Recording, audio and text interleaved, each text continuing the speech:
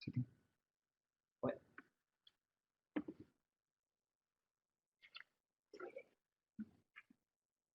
Hello, my name is Sophie Chariot and I'm in charge of Careers Project at HEC Alumni. Welcome to this webinar developed by HEC Alumni in collaboration with HEC Paris Executive Education. We are happy to see that you are about 40 participants living all over France and all over the world. So now, just a few guidelines for today's session. Your microphone will be mute all the time, so to interact with us or with each other, please use the chat window at the bottom right of your screen. Don't hesitate to ask as many questions as you want. We'll set some time aside at the end of the session to answer you. If you experience any audio or visual problem, please let us know by tapping the chat window. Finally, I would like to ask you to stay connected for 2 extra minutes at the end of the session. We have a short evaluation form and we would like you to fill out. We are very interested in having your feedback. Now, let me introduce you to Anne Lethbridge and Etienne Krieger, who will lead this webinar. So welcome, Anne and Etienne. It's over to you. Thanks. Hello, everybody. Thank you for joining us. I'm Anne-Claire Lethbridge. I'm a clinical psychologist, and I co-direct Livingstone RH as a coach and a trainer with my dear partner, Aude Buyonnet Dupera. One part of my activity is dedicated to entrepreneurship, and I support the project key actors in crafting their funding principle, collaboration principle, and creating the condition of a performance cooperation. Thank you, Claire. My name is Etienne Krieger. I'm an affiliate professor at HEC and also scientific director of HEC Center for Entrepreneurship, where we support more than 100 entrepreneurs a year. And we also incubate entrepreneurs in our HEC incubator. I'm mainly teaching entrepreneurial finance, but the issues, the team issues are key, as you will see. And I lived many entrepreneurial lives since I am co-founder and board members of several new ventures. I'm also more and more involved in digital learning, such as MOOCs. With Anne-Claire, we taught a MOOC called Creating and Developing a Tech Startup, and we are happy today to address this issue of winning teams. In new venture creation, team issues are really key, and we see many companies succeeding, having a huge success. We see that your perception of success will not necessarily be the same, and some companies may also fail, or initial teams may disappear because there is a misunderstanding in the key criteria. So let's first start with a questionnaire about what is, according to you, what are the main ingredients of a dream team. So please quote 1 to 3 criteria only. You'll have about 1 minute to fill up this questionnaire, and I will read the criteria. So the first one is a limited number of people. The second one is a fair and motivating distribution of equity. The third one is complementary skills. The fourth is commitment to the project. The fifth is common objectives. The sixth is team spirit and solidarity. And the seventh is passion. So please quote 1 to 3 criteria.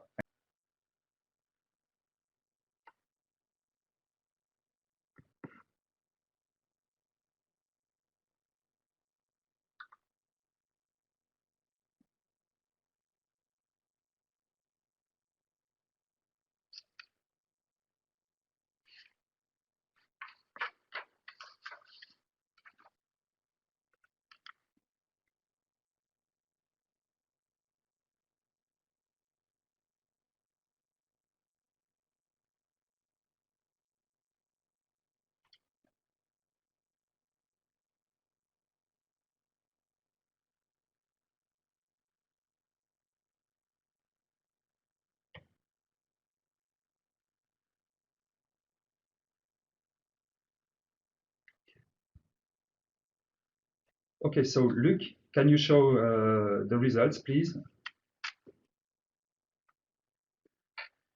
Great. So I think there will be a lot of comments to be done by Anne-Claire, because I will focus on the two first criteria, as you'll see, but you seem to think that the most important criteria are complementary skills and common objectives and team spirit and solidarity. So let's first start with the first two criteria. Of course, all the seven are important, but we'll comment those criteria. We made a survey. Next slide, please. Yes, last year about the key criteria, the relative importance of key competencies, key skills in a startup team.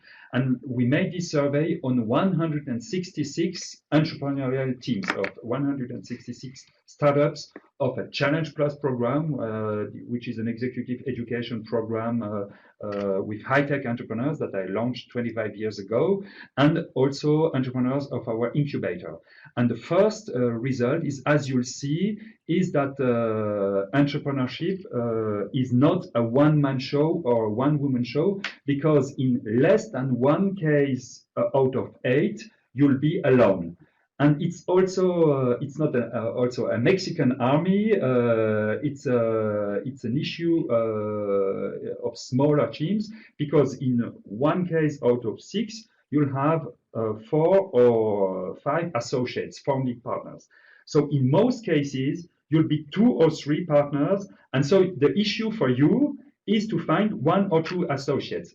Generally, you will have a technical competence, and you will be looking for a CEO or a business developer, or you will have a commercial competence and you are looking for a CEO. That's the usual case we'll find, and the issue is to find people who are complementary in terms of competence, and also on more qualitative issues, as we'll see with Anne-Claire. So the second result of our survey was then the relative part of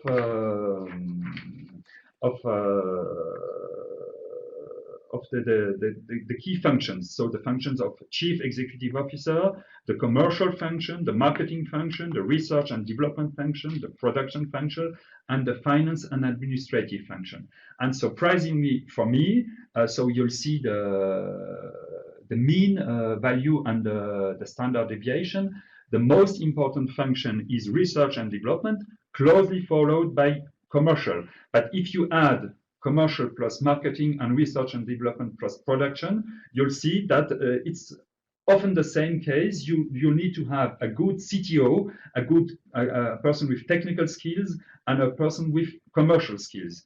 And that is followed then by the chief executive officer, but this is only a function. I initially thought that it was more important, it was more than 20%, and here it's 14%. And you also need a financial guy, a financial associate. So if we go back to the next slide, you'll see that even if your startup company is composed of 5 partners, the smallest associate will have a significant stake, because this stake is in general 10%. I would have loved to have 10% of Facebook or Google at the beginning. So you really have to be very cautious about the key people partnering with you. And if you are in a 2 partners configuration, it's on average 60-40, because, for instance, Anne-Claire will be the CEO and will bring her technical skills, and I will be the business developer. So it's not often 50-50. So there is a premium for being the CEO, but the CEO comes with a technical or a commercial skill. So if we know, let us know, talk about the main criteria that you'll have to take into account to create this famous winning entrepreneurial team, and that's Anne-Claire's turn. Yes, because it's not only to go fast, but also you want to go to far, of course. Creating a truly innovative and successful business is rarely the work of one person only, due to the diversity of tasks and the different skills required by the project. So, having said that, Etienne, we know that finding the right partners is not an easy path. Let's see what are for us, based on our experience, are the main criteria to be screened to secure your association. First, skill set and psychological profiles. We saw in the survey that that's a really important criteria according to you, and you're right, because even if it sounds more comfortable to be surrounded by profiles who will not object or challenge you, your plan, because they have the same skills and the same personality than you have, there is actually no benefit in working with clones. So you don't want to look for yes man profiles, even if it's not comfortable. A founder must take care to combine different profiles in order to cover all the needs of the project. So the ability to unite different profiles, such as creative, organized, calm, even impulsive, empathic, or charming people, is a condition to create a business like no other. Of course, those differences will cause synergy and at times also antagonism, as success largely hinges on the ability to overcome these differences. So it requires to be aware of your own talent and weakness, and it can be tough for your ego to admit that someone is better than you are in certain area. Second criteria, innovation spirit and intellectual agility. Why? Because rigidity is the worst enemy of entrepreneurs. Choose open-minded and pragmatic people able to question themselves, because we know that the project will be twisted again and again and again to find its way to succeed. So you need to keep the chakra open. Third, personal environment and money issues, really important.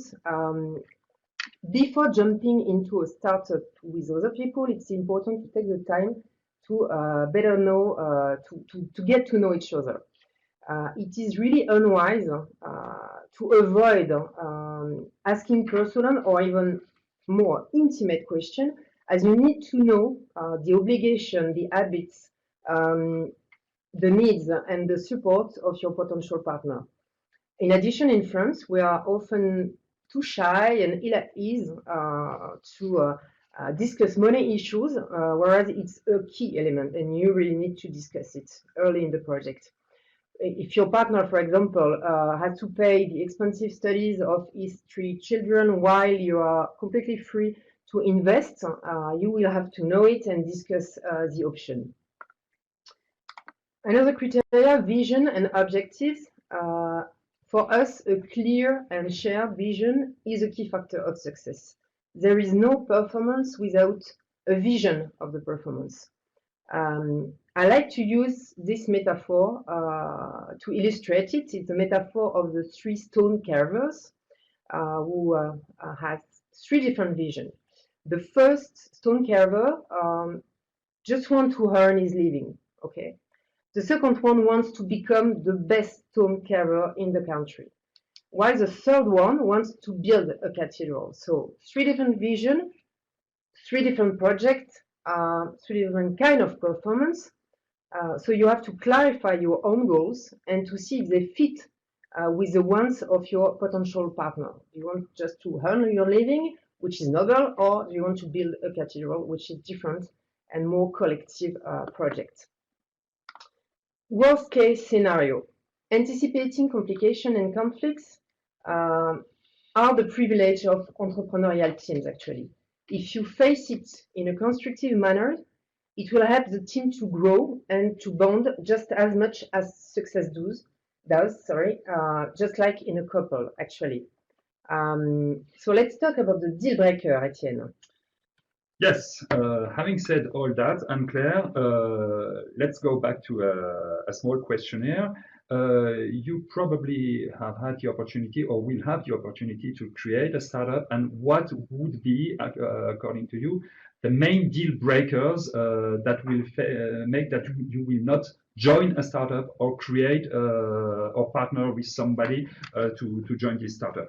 So again, we'll have identified 7 criteria. The first one would be too many associates, too many partners. The second one, an unsatisfactory capital allocation for you or for somebody you like, something that would not be equitable enough. The third one would be missing or non-complementary skills, key skills missing according to you, that would make this startup fail. The fourth one is a lack of involvement of your partner, somebody who would be part-time involved, not enough involvement. The fifth one would be diverging goals. The sixth one, a lack of team spirit and solidarity. And the seventh one, lack of passion. So again, you will have 1 minute to fill up this small questionnaire, and then Luc will show us the result of this new survey.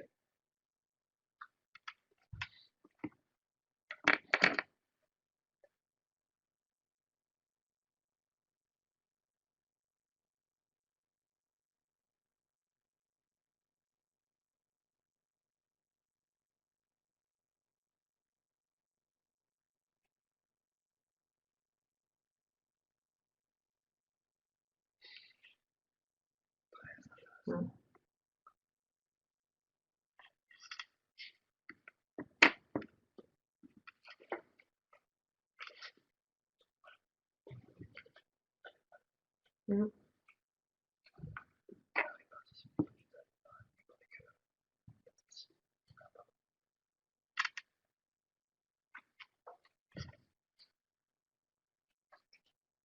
okay, so Luc, very interesting. Can you show us, display all the results? So again, the qualitative criteria seem to be very important, or even more important for you than the number of associates and the capital allocation. So capital allocation is a deal breaker only in for 25% of you, and too many associates. So the so-called Mexican army is for 1 person and 7. And the key issue for you is diverging goals or lack of involvement of your partner, for instance, a lazy partner. So, Anne-Claire, can you again comment on this survey and give us some hints about your own expertise? Yes. What is interesting is to see that lack of involvement or diverging goals seems to be the main criteria according to you. So that's really key for us to anticipate those deal breakers and to admit that conflict or disagreement is really part of a potential performance. Sorry, just check. This one. That. Yes. Okay. Actually, even if, of course, we rarely like it, conflict is actually healthy because we can't only stay nice, but we also need to be true. Bruce Tuchman, as we said, looking for different people, complementary profile leads, of course, to antagonism. Bruce Tuchman is an American psychologist, and he explained that a team has to go through several steps to build team cohesion and in order to be performant. For him, conflict, what is even he called storms, is really part of the performance. So he described 4 steps. The first one is the forming. The forming is more people start working together in a polite manner, avoiding the waves. So that's the first step, is a group more than a team actually, and more focused on individual goals more than collective ones. The second step, it's just after the honeymoon, you know, just like in a couple, when The honeymoon period is over, and the people show them as they really are, and you show yourself as you really are. And you have to face the first issues at that step and the first conflict. And here come the storming step. In order to go over it, which is not always possible, of course, but in order to go over it, the team will, or the couple, will have to build his own rules to regulate the way they operate, the way they communicate. Tuchman called this step the norming step. And then comes the performing step with a mature people, a mature team able to assert themselves with respect and intellectual agility to perform and work really as a team focused on common goals more than just earn my living as an individual. So to summarize, we can say that facing storm is really essential to build a strong cohesion and efficiency and to build a common vision. But of course, at the beginning, it can be a kind of addition of individual vision to mix it in one common vision.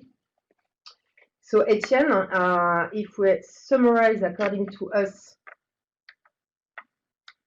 Yes, so you have to cultivate synergy, but also accept antagonisms and avoid clones, as you said, which is a bit counterintuitive because we, of course, like people who are like us, but clones are not the best way to cultivate all the different competencies and all the different mindsets you have to succeed in a startup. So you have to accept different people and even to respect them. Yeah. We see that we have questions. We will answer to the question at the end of our presentation. So we tried, which is not an easy thing, but we tried to define the recipe of a dream team based on our experience as entrepreneurial sparring partners. Few ingredients, but essential ones. Etienne? So a restricted number of people. Believe me, if you have too many, it's very difficult to align the goals and to make it succeed. So as you saw, most companies are composed of 2 or 3 founding partners and seldom more than 5. Complementarity skills. As an ambition project requires many skills, and even if you are, let's say, a Jedi, even a Jedi needs to be surrounded by other skills and other, I would say, talent. And it's not only a question of technical skills, but also soft ones, state of mind. So you will need to be surrounded. Engagement. We are talking about people really involved in developing the business more than talking and good intentions. So we need to have 100% people with us. Common goals.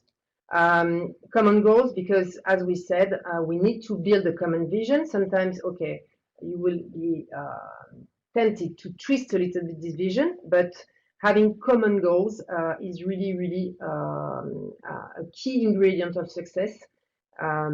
Is it earning your living or building a cathedral? So you have to answer that question. Solidarity and collective approach. As we saw in the survey, it seems to be really important to you, and you are completely agree. And to get this solidarity and this collective approach, you will have to build it. And you will have to build it based on the several conflicts you will have to face. So you will base your role after the storm. Passion, pleasure, and humor. What can we say about it, Etienne? Because, okay, entrepreneurship is a great adventure. So we need, of course, passion, sometimes patience also. Pleasure because it's a great adventure, and humor because that's a really powerful weapon actually to be able to use humor. Communication, of course, such as in a couple, always the metaphor of the couple, but it's really similar than partnership. And if you have all those ingredients, the last one will be trust, because all the previous ingredients build a genuine trust. That's a very important ingredient. I made a PhD on trust, on the respective role of trust and calculated criteria some years ago. And trust encompasses, as Anne-Claire said, all the other criteria because there are two components in trust. There is a competence-based component and an intention-based component. So you can create a company with something competent, someone who is competent, but if the person is dishonest, it will be a disaster. And you may also create a company with a good friend, but with no required competence, and it would also be a disaster. So it's a lot of criteria. It's a hard work also because creating a startup is often working 14 hours a day, and some often no weekend. And of course, if there is no passion, if there is no huge involvement, if it's only the money that drives you, it will not be successful. So again, thanks a lot for all those feedbacks. We'll answer them, but Anne-Claire, if you have a conclusion. Yeah, just to conclude, we can say that natural harmony and collective efficiency are really rare chances, but one can decide to create them. It takes attention and time to achieve it, but ask successful teams if they never have been in conflict or in crisis. Of course, they were. The difficulties increase the team spirit at least as much as success. And one is not in harmony once for and for all. It's a constant process. It's really a work. So thanks a lot. Now we will have a look at the question. Yeah, before that, at the end, we like the metaphor of a jazz band, because as you know, you do not make the best soccer team with the best football players.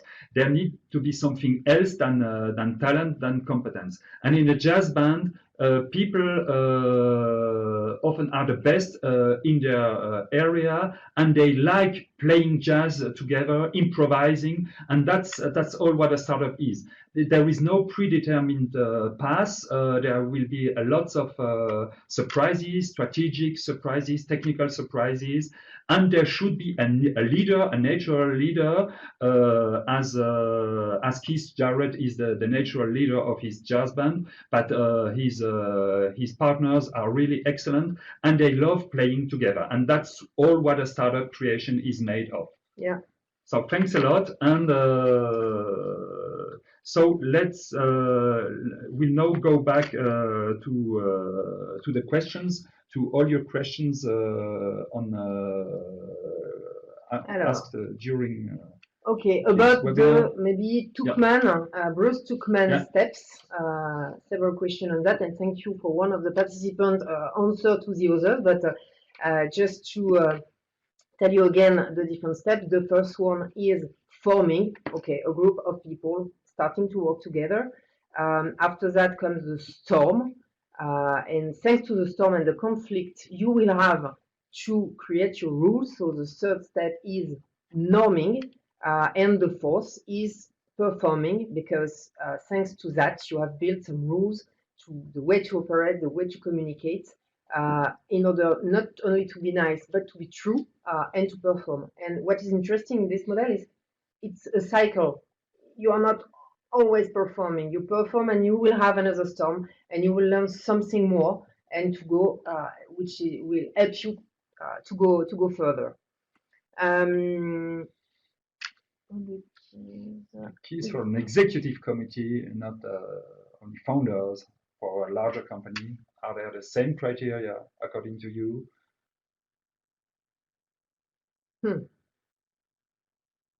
Yeah, I would say a difficult question, actually. Because an executive committee is not necessarily a board member, yeah. And, but the people who are executing the strategy. So is it? I think the alchemy is the same, but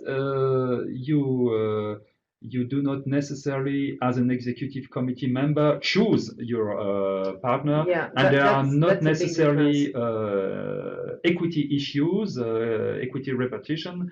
So you can hire professionals, you have to incentivize them, but they don't take the initial risk, which is crazy at the beginning, because the risk of failure of a startup company is really high. If you look at the figures of venture capitalists, some main venture capital funds receive more than 2,000 business plans a year, and they select about 0.05% of the business plans. And even with this high selection rate, only one company in five that have finance will be a financial success. So the risk for you is very high, and people who are able to take that risk, to cope with that, to take that financial risk, that career risk, are not necessarily the same than in an executive committee where you hire professionals, but the risk is not the same. So what is your experience, because you are also coach for executive committee members, about the alchemy of an exec committee?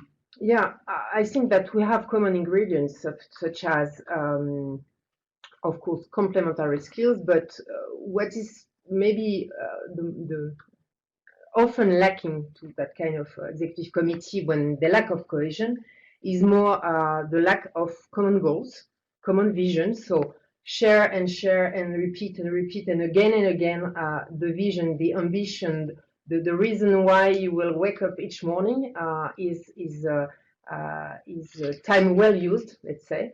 And of course, trust and pleasure to work together, and to be able also to create a little bit of intimacy, which is maybe more frequent in startup than in big company, where the way to communicate is a little bit more, let's say, polite, even if it can be also violent sometimes. But being able to create some intimacy between people and to have pleasure to work together.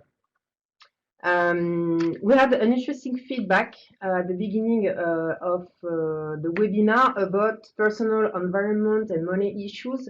One of you said, and that's really relevant, okay, we can ask questions, but sometimes the answers are not really straightforward or honest, and you are completely right on that. And the only answer I can give you is we have a strong weapon, internal strong weapon, which is intuition. If you don't feel someone, I would say don't go for it. And if you have any doubt, put in place and launch the action which will help you to answer your question. You need to fight together on the ground to know if your partner is really trustworthy, or if he leaves you just alone in the field fighting just with yourself. Trustworthy, competent, and hardworking. So, and involved. Yeah. One of the advice we could give you is work with somebody at least 6 months before creating the company, or work with your partners. And often the issue, if you are, for instance, selected for our HEC incubator, is to see how your partners behave, who is hardworking enough, who is delivering, who is working on some key issues of the business plan. And then you'll see quite naturally if the objectives, if the goals are common, if somebody is hardworking or only coming every day at 11 o'clock, and whereas you are on the field at 8 o'clock. And so you'll see naturally if you are converging or diverging. So it's very important not to sign the bylaws immediately and to share the equity and say, okay, Anne-Claire, you give me 40% of the shares, and then it will be difficult to renegotiate that. So there should be a phase, like in a couple, where you see how your partner behaves and how the person really is. And it's also important for you in order to see if this kind of life is made for you. Exactly. There is a question about the two components of trust, and you are the big specialist of this question. There isn't. a technical component, which is the competence. Can you do it? If I need a CTO who is able to code and to manage a technical team, there is a component effect, and the other one is an ethical effect, an ethical component, which is the nature of intentions. Are our intentions converging? Is the person honest enough, willing to work with me? So there are, of course, there are more components, and you can go back to my PhDs or other readings on trust. But there are really two ones: a technical one and an ethical, a moral one. Mm-hmm. We have a question about the process to build intimacy and how many times does it take to create intimacy and cohesion? Really difficult to answer to this question, of course, but it's not really a question of quantity of time, but also more, I would say more quality of time. Sometimes startups are more open, actually. Startups are more open to spend time together, not only during business hours, but share a special moment all together to mix a little bit more personal and professional environment, universe. So it's about spending time together, maybe practicing an activity together. It's not, of course, enough. You need to, of course, to leave things together and to be able to talk about it after. But intimacy, it's a question of state of mind, of being able not to be just polite or protect yourself, but being true, just being, genuine, being just yourself, show you as you are, not as you want others, sorry, to see you, and push the people to express themselves on an assertive way and be able to say that they are not okay when they are not okay, because we know that we will lose, of course, time if we are not able to be true. So it's not a question of quantity of time, but more quality of time spent together. And again, that's a very interesting question. I would give you an advice because, of course, you have to check the compatibility, but you also have, as in a couple, to cultivate this relationship, and sometimes go outside of your office, make a kickoff meeting. I sometimes happen to participate in some companies where we made kickoff meetings in a castle far away with no Wi-Fi, and it was important to go back to the business plans and the fundamental of what we are making together, and how can we share something, cook something together. I'm not a very good cook, but it was important to reinforce this alchemy. So that's very important. Let's say once or twice a year to make this kind of kickoff meetings with the founders or with the key executives in order to reinforce that, as in a couple. Yeah, exactly. And one other point, and especially about executive committee, maybe one quality they are lacking of is the ability to celebrate. It's one thing to do some seminar in the green area or in a castle and to play together or whatever, and to launch a team. It's another thing to be able also to step back, to stop running, and to celebrate, congratulate, give some recognition to people. That's also a great ingredient to build intimacy. Being able to say, we are proud, thank you, good job, we are the best of the world, we are now a great team of Jedi. It also helps to build intimacy and trust. that's again very, very important to celebrate successes. I had the pleasure to be member of the board of a listed company, which was then ultimately acquired by another big company, Ingenico. And when the company got important orders, there was a bell that was rung, and there were the people drank champagne for everybody. But if the order was not passed, you had to pay. So it's important to entertain this kind of passion, of humor, and to celebrate successes. And that was a very successful company.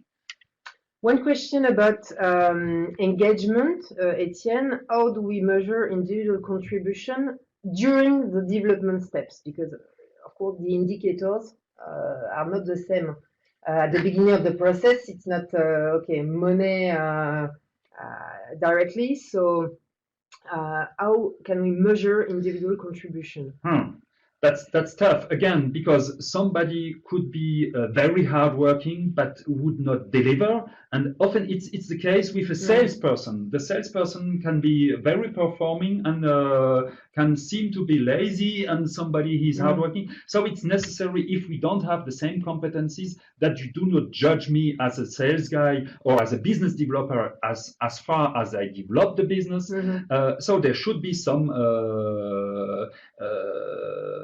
If you work on the business plan, we have common goals, and my personal area would be some commercial results. And at the end of the day, there should be some individual results. Of course, business plans are not ballistic, and I may perhaps take more time, but this involvement, it's difficult to measure it as a financial consultant at the beginning, but it's necessary to see if the person are involved enough. And at the end, there should be some criteria. If I'm here to raise funds, of course, I need Anne-Claire's help to raise the funds, because if I raise fund on a team, on team issues. But again, that raises the question of competence and of involvement, of nature, of intentions. But it's difficult to norm it with a lot of key personal key indicators, performance indicators. A startup is not as structured as a large company. Yeah, of course. But it's a question of means at the beginning and result in a second time. At the end of the day. And an alchemy between performance and behavior. What do you prefer? A good performance with a bad behavior of your partner, or a bad performance with a good behavior? Of course, we all prefer a good performance and a good behavior, but it's up to you also to feel what will be your deal breaker in terms of behavior, because it's really subjective. One can be convinced that he's really 100% involved, and for you it won't be enough. So it's really a subjective question. Okay. There is another question that is often asked us, is what if a key partner or a potential partner leaves? So I would say good news if the person leaves before creating the company. Very good news. It's better to have detected that the person is not compatible, or that you are not compatible with this person's goals. So there is no judgment on of the quality of this person. But if the person leaves months later, you have to restructure the equity. And so that's called in a shareholder agreement bad leaver clause. And often the person will have to sell at nominal price his or her equity. So it's necessary to address that, and not to say, okay, if there will be some problems, we'll address these problems later. Because there is a kind of personal thing or passion that makes that if somebody leaves, this person feels guilty, but does not want to get rid completely, or says, okay, but I founded the company. So you have to address that. You really have to write it down in a shareholder agreement, or at least to talk about it. And so it's important, as Anne-Claire said, to address these issues, these key issues, this deal breaker. And so if somebody leaves, and it often happens at our incubator that some associates are leaving because it's too much stress, and so the objectives are diverging, but you have to address that and to prevent, to consider in advance that so-called bad liver clauses. You also have an experience about that, so diverging couples of entrepreneurs. Yes, of course, but that's easiest if you are able to anticipate it when you are still in a good state of mind, because when you will be in the heart, of the storm, it's more difficult to think in a constructive way. So it's a bit comparable, even if it's not completely glamour, but to a wedding contract. So feel free not to write any wedding contract, but okay, let's see in the court, and so that's of course important to anticipate it in order to feel a little bit more serein, I don't know the word in English, in a second time. Comfortable. Comfortable. Yeah. Okay, thank you. So I think we are perfectly on time. Yeah. If there are complementary questions, we'll answer them afterwards. I think we'll also send you a paper that Anne-Claire And the slides. And the slides, of course, and the a paper that we are currently writing on the key ingredients of the alchemy of winning teams. So it was a real pleasure to discuss with you. And let's now go back to a satisfaction questionnaire. Yes, thank you very much, Anne-Claire and Etienne. That was very great. That was great, this webinar. So now it's time to fill out the evaluation. So it's short but important for us. As I mentioned earlier, we are very interested in having your feedback. So once you are finished, please feel free to disconnect. But before you go, I would like to thank very much Anne-Claire and Etienne, and of course you to join us today. And I hope you will join us for the next webinar. See you soon. Thank you very much. Thanks a lot. Thanks a lot. Have a good Bye. day.